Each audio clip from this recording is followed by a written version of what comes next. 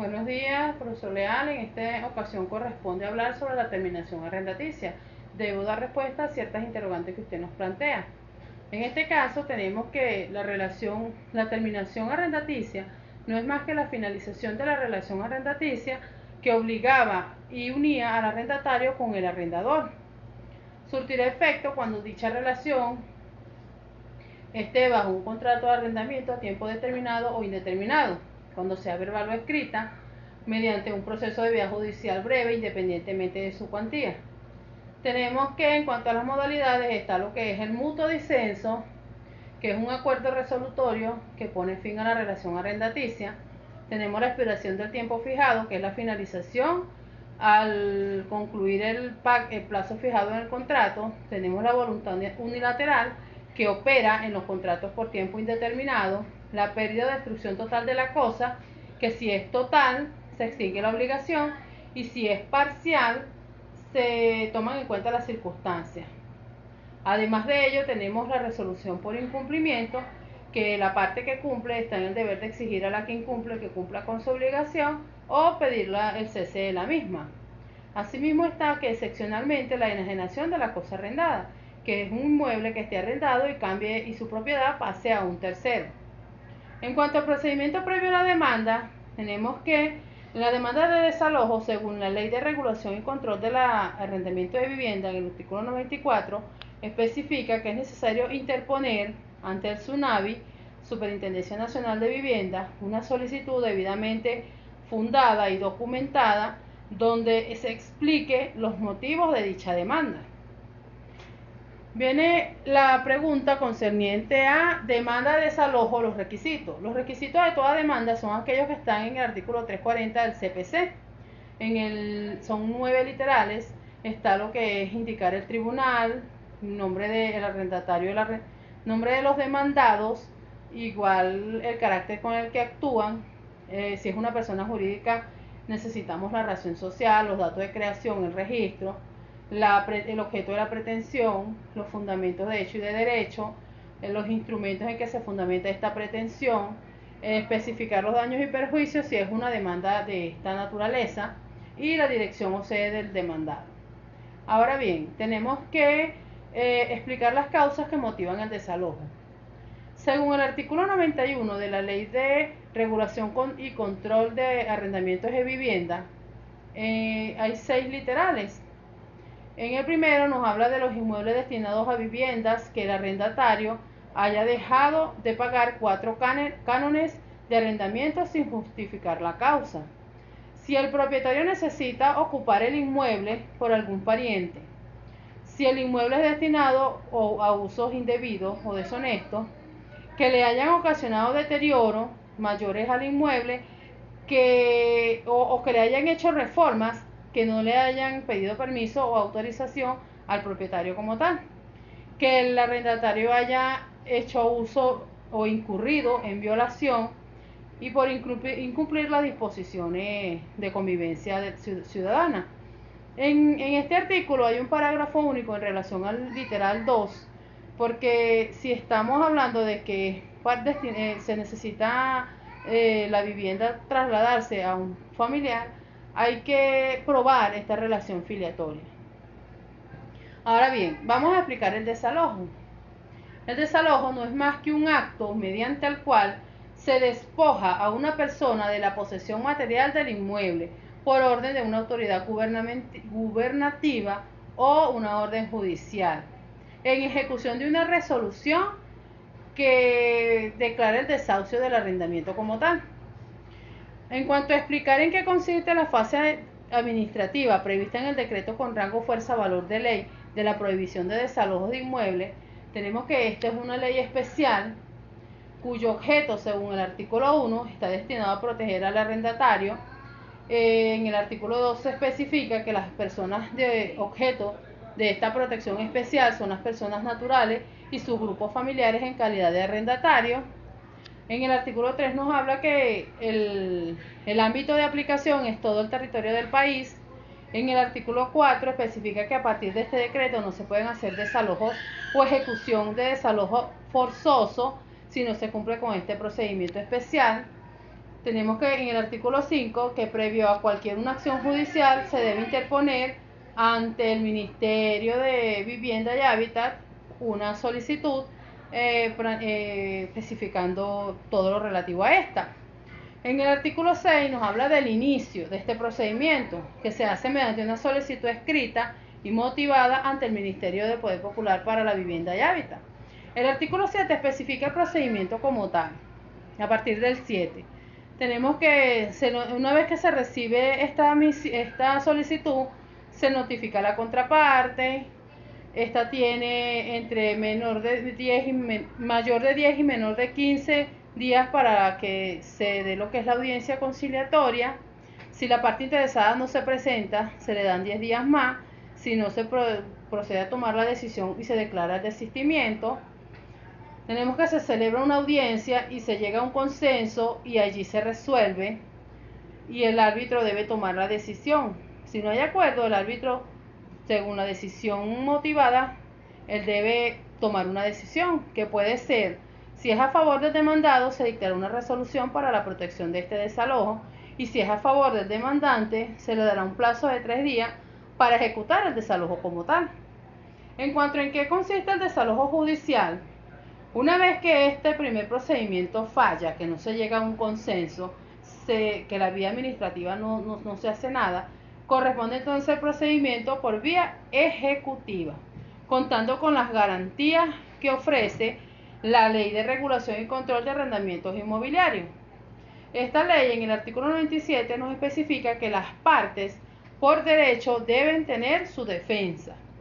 En el artículo 98 que las demandas por desalojo y cualquier otra acción derivada de la relación arrendaticia se sustentarán y sentenciarán según las disposiciones de esta ley. En cuanto al contenido de la demanda, la misma ley, la Ley de Regulación y Control de Arrendamientos Inmobiliarios, especifica en el artículo 100 que parte del inicio de la demanda escrita son los requisitos, debe cumplir con los requisitos del 340, primeramente, y debe estar bien fundamentada con toda su documentación para probar lo que se alega. En el artículo 101 nos especifica que se cuenta con 3 días, que el tercer día de despacho el tribunal se va a pronunciar sobre la admisión de la demanda. Si la admite, se conceden 3 días para subsanar, si es necesario subsanar, y si no, se fija la hora, la fecha de la audiencia de mediación al celebrarse al 5.º día del despacho siguiente. En cuanto a la audiencia de mediación, esta audiencia debe ser oral, escrita. Está presidida personalmente por el juez con la asistencia obligatoria de las partes. ¿Cuál es la finalidad de esta audiencia? No es más que mediar y conciliar las posiciones de las partes. El juez, concluido este proceso, dictará una sentencia en forma oral de inmediato. ¿Cómo se desarrolla?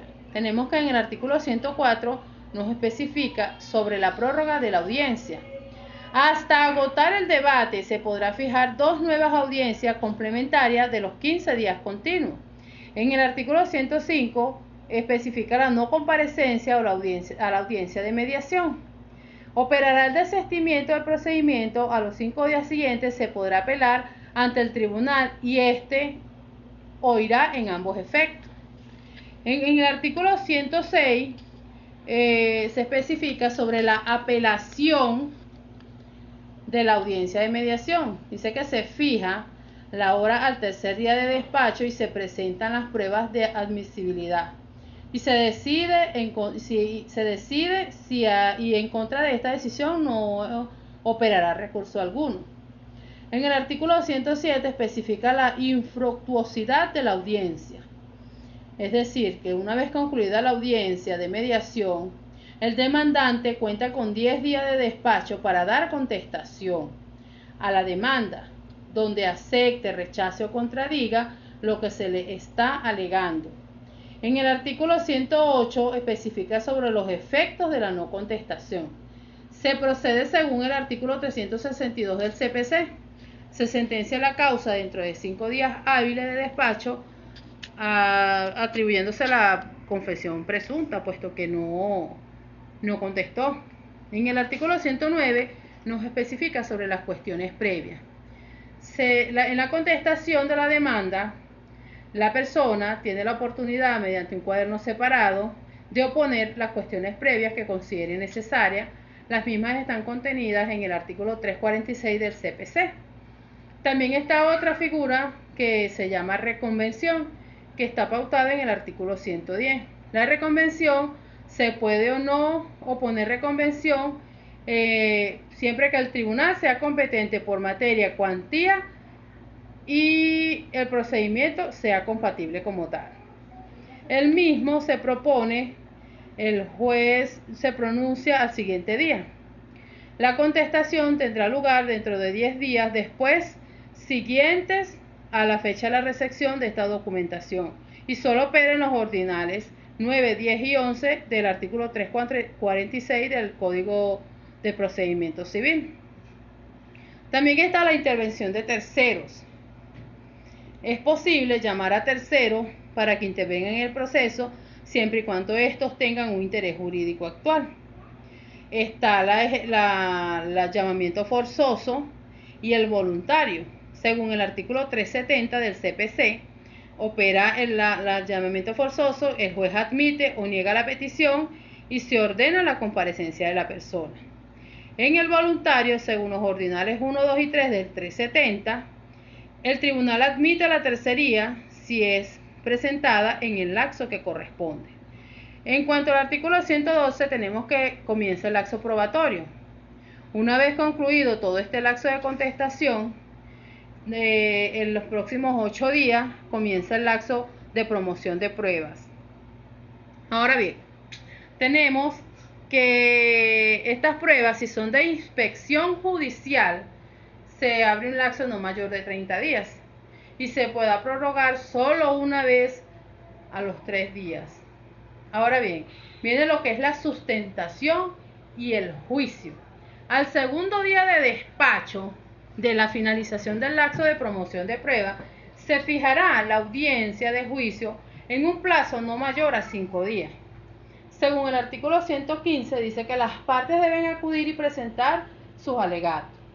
En cuanto al procedimiento de segunda instancia, este es más que todo el procedimiento de apelación a la decisión de los tribunales de primera instancia.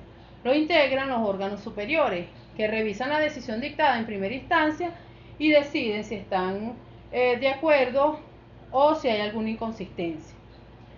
En cuanto a la resolución o sentencia, tenemos que según el artículo 120, que concluida la audiencia, el juez se retira por unos 60 minutos. Allí deben quedar las partes obligatoriamente esperando el regreso del juez. Este vuelve y da su decisión y dicta sentencia en forma oral. Expone los alegatos en los cuales se basó para dar esta resolución. Ahora viene el cumplimiento. Hay dos tipos de cumplimiento, el voluntario y el forzoso. El voluntario es que las partes escuchan la decisión y la acatan. El forzoso es cuando no se quiere acatar la decisión que da el tribunal.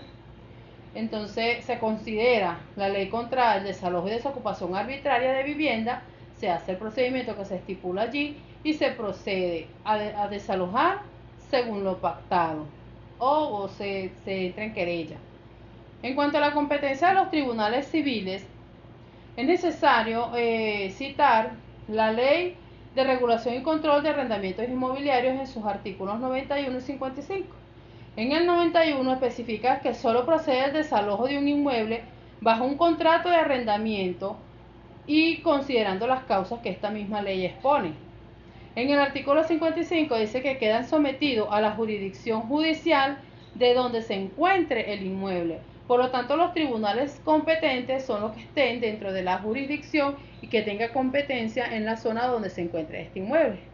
Es todo, muchas gracias y bueno, estamos viéndonos en la universidad.